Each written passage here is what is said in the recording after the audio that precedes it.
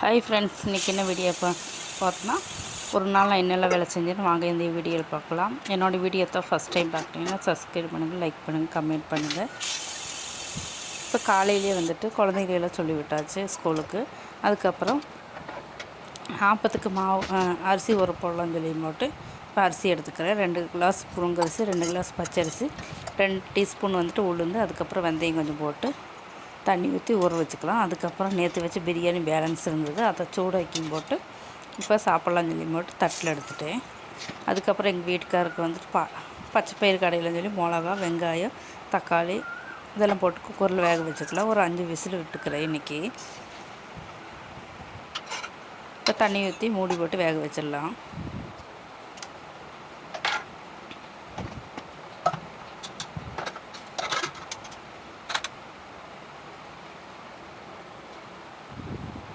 அதுக்கப்புறம் பாத்திரமெல்லாம் கழுகு இருக்குதுங்க, அதையெல்லாம் கழுகுல நிலையும் போட்டு இப்போ பாத்திரமெல்லாம் தேய்ச்சிட்ருக்கிறேன்.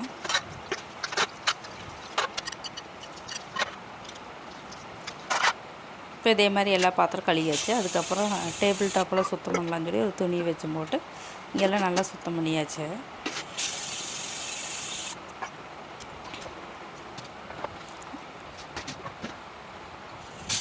இப்போ விசிலெல்லாம் வந்துடுச்சு. அதுக்கப்புறம் நான் வந்துட்டு பச்சை மாவு செய்யலான்னு சொல்லி அரிசியெல்லாம் கழுகி இதே மாதிரி துணியில் காய போட்டுக்கிட்டேன்.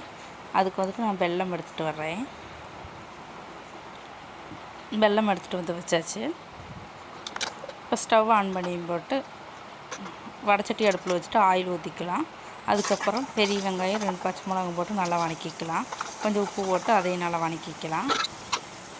நான் சுக்குடு கீரை பிடுங்கிட்டு வந்து போட்டு எங்கள் வீட்டுக்கு பின்னாடி இருக்குது, அதை பிடுங்கிட்டு வந்துட்டு சின்ன சின்னதாக அறுத்தாச்சு. அதுக்கப்புறம் பச்சை பயிரெல்லாம் கடைஞ்சாச்சு. அதுக்கப்புறம் அந்த அறுத்த கீரையை வந்து இதில் போட்டு நல்லா வதக்கிக்கலாம். இப்போ நல்லா வெந்து வந்ததுக்கப்புறம் முட்டையை ஊற்றிக்கலாம். இப்போ வந்துட்டு வெல்லம் வந்துட்டு நான் தண்ணி ஊற்றியும் போட்டு கொதிக்க வச்சுக்கிறேன். இப்போ முட்டையை ஊற்றி நல்லா வதக்கிக்கலாம் கீரையை. இப்போ வந்து பச்சை பயிறு தாளிக்கலாம் சொல்லியும் போட்டு கடுகு, அதுக்கப்புறம் ஜீரகம் போட்டு தாளிச்சாச்சு. அதுக்கப்புறம் பச்சை மாவு சேர்க்க வேண்டிய அரிசி ஓரளவுக்கு காஞ்ச உடனே பச்சையை லைட்டாக காஞ்சா போதும். அதே மாதிரி காஞ்சி இதே மாதிரி மிக்ஸி ஜாரில் போட்டு அரைச்சிட்டு இப்போ வந்துட்டு அரிப்பியில் வந்துட்டு வெள்ளை வடிகட்டி சேர்த்திக்கிறேன். இதே மாதிரி எல்லாத்தையும் சேர்த்து இப்போ உருண்டையாக்கி பிடிச்சி வச்சுக்கலாம்.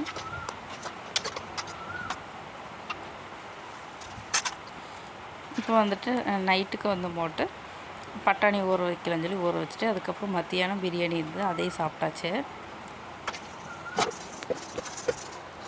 இப்போ துணியெல்லாம் இருந்தது, அதையெல்லாம் போய் துடைச்சி போட்டு அதுக்கப்புறம் சாயங்காலம் வந்துட்டு பாத்திரம் இருந்தது, அதையெல்லாம் கழுகி அங்கெல்லாம் துடைச்சாச்சு. அதுக்கப்புறம் வெளியே அடுப்படியில் வந்து போட்டு அடுப்பு துடைச்சி ரொம்ப நாள் ஆச்சு, அதனால் சாம்பலெல்லாம் எடுத்து போட்டு இப்போ ஒரு சகுரி வச்சு போட்டு இதே மாதிரி சோப்பு வச்சுட்டு நல்லா க்ளீன் பண்ணி எடுத்துக்கலாம். இப்போ அடுப்பெல்லாம் நல்லா க்ளீன் ஆயிடுச்சு. அதுக்கப்புறம் அங்கே டேபிள் டாப்பு சுத்தம் வைக்கலாம்.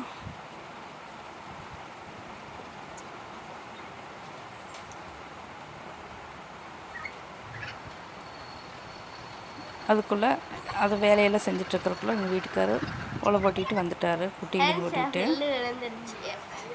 என் பொண்ணுக்கு வந்து போட்டு பல் பிடுங்குறேன்னு சொல்லி அதான் வீடியோவில் சொல்லிகிட்ருக்குறேன், பல் பிடுங்கிட்டேன்னு.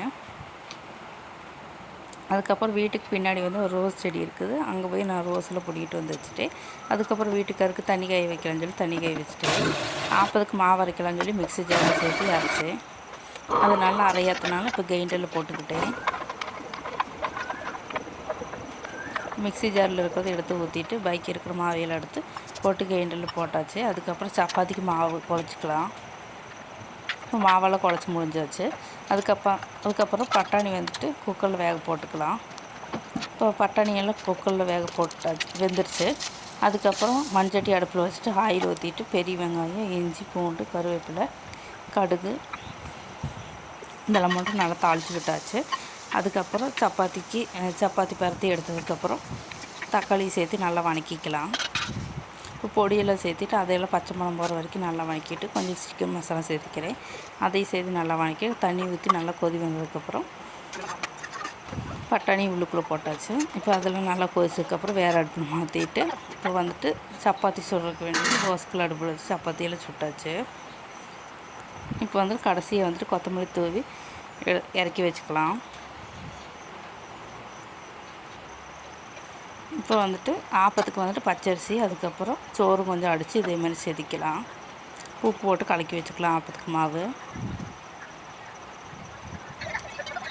வந்துட்டு சப்பாத்தி, அதுக்கப்புறம் கிரேவி வச்சு நான் சாப்பிட்டாச்சு. எங்கள் வீட்டுக்காரர் சாப்பாடு